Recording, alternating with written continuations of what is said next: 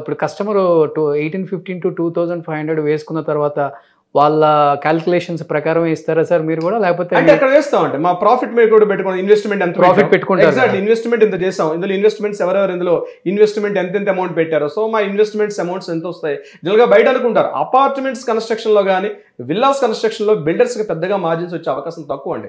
Because ఏంటంటే ఒక time period ఉంటుంది. ఆ టైం పీరియడ్ లో ప్రాజెక్ట్ కంప్లీట్ అయితేనే రిటర్న్స్ వస్తాయి బిల్డర్ కి.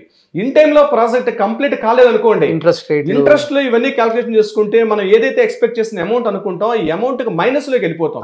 బికాస్ ఆఫ్ ఈ రోజు అన్ని కాస్ట్ ఆఫ్ ఎక్స్పెన్స్ అయిపోయింది. ఈ రోజు గవర్నమెంట్ మనం చార్జెస్ కానీ హెచ్ఎండి అప్రూవల్స్, పర్మిషన్స్, నాలా చార్జెస్, ఈ చార్జెస్, టోటల్ లెంగ్త్ ఆఫ్ మనం ఇవన్నీ పెట్టుకుంటే చాలా ఎక్స్పెన్సివ్ ఈ రోజు. సో ఇన్వెస్ట్మెంట్ మనం పాయింట్ ఆఫ్ వ్యూ విల్లా దగ్గరలో కమ్యూనిటీ హాస్పిటల్స్ ఎంత డిస్టెన్స్ లో ఉంది, ఇంట్లో పేరెంట్స్ ఉన్నారు, హాస్పిటల్ ఎంత డిస్టెన్స్ లో ఉంది. ముఖ్యంగా నేను చెప్పేది ఏంటంటే ఔటర్ రింగ్ రోడ్ కనెక్టివిటీ కాస్త 3 to 4 kilometers రేడియస్ లో ఉన్న విల్లాస్ లో ఇన్వెస్ట్ చేసుకోవడం వల్ల చాలా వరకు అడ్వాంటేజ్ ఉండే అవకాశం ఉంది. రింగ్ రోడ్ కనెక్టివిటీ ఫ్యూచర్ లో అది మనకి మెయిన్ సర్కిల్ అవుతుందండి. అది మీరు కోకాపేట తీసుకున్నా, గచ్చిబౌలి తీసుకున్నా, లేదా మొత్తం area Bombay national highway road అయినా, షామీర్పేట రోడ్ అయినా, ఇప్పుడు నేను చెప్పే కనెక్టివిటీలో విల్లాస్కి దగ్గరగా తీసుకుంటే గచ్చిబౌలి ఏరియాలో ఇప్పుడు మీరు చెప్పినట్టు ఈ కోకాపేట ఏరియాలో 20,000 25,000 కూడా పర్ స్క్వేర్ యార్డ్ మనకు దొరికే అవకాశం ఉంటుంది. నేను చెప్పేది విల్లాస్లో.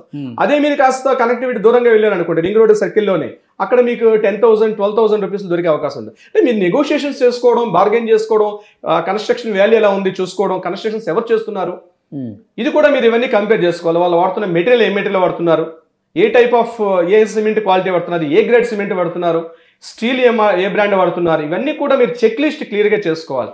నెగోషియేషన్స్ కాస్ట్ ఒకటే కాదండి, మెయిన్ రియల్ ఎస్టేట్లో ఒక ప్రాపర్టీ ఇన్వెస్ట్మెంట్ చేసేటప్పుడు 5 points ఇంపార్టెంట్ నేను మరీ చెప్తాను.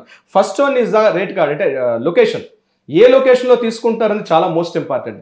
Second one is the price card, rate card ఎంత ఉంది అని చూడడం second point. Third point is the developments, సైట్లో డెవలప్మెంట్స్ ఏంటి, సరౌండింగ్స్లో డెవలప్మెంట్స్ చూడడం third point.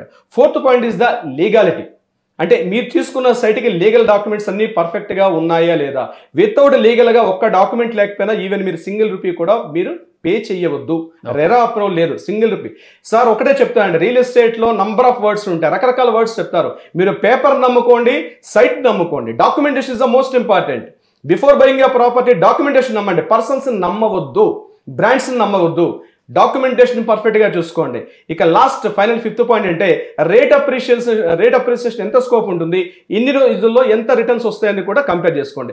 These are the prime 5 factors అంటాను నేను. ఈ 5 points చెక్ చేసుకుని ఇన్వెస్ట్మెంట్ ముందుకు రండి రోషన్ గారు. సుమన్ టీవీ ప్రాపర్టీ ఎక్స్పోని ఫ్యామిలీతో విజిట్ చేయండి, మీ డ్రీమ్ హౌస్ ని సెలెక్ట్ చేసుకోండి. ఫ్రీ ఎంట్రీ కోసం ఇప్పుడే కాల్ చేయండి 9000979333.